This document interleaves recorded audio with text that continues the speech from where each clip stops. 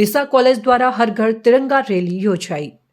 તારીખ 11/8/2025ના રોજ 15મી ઓગસ્ટ રાષ્ટ્રીય પર્વ નિમિત્તે DMP arts and commerce college ડીસાના એનએસએસ વિભાગ, એનસીસી વિભાગ તેમજ ડીસા નગરપાલિકા અને પોલીસ વિભાગના સંયુક્ત ઉપક્રમે ડીસાના પત્ર અનુસાર હર ઘર તિરંગા હર ઘર સ્વચ્છતા જાગૃતિ રેલીનું આયોજન કરેલ છે। આ રેલીની શરૂઆત કોલેજથી મામલતદાર ઓફિસ પહોંચી ત્યાંથી કચેરી અધિકારી તેમજ પોલીસ વિભાગ જોડાયા હતા। શહેરના જુદા જુદા માર્ગ પર રેલીમાં વિદ્યાર્થીઓએ હર ઘર તિરંગા તેમજ સ્વચ્છતા સૂત્રોના પ્લે કાર્ડ પ્રદર્શિત કરી સામાન્ય જનતાને આકર્ષિત કરી હતી।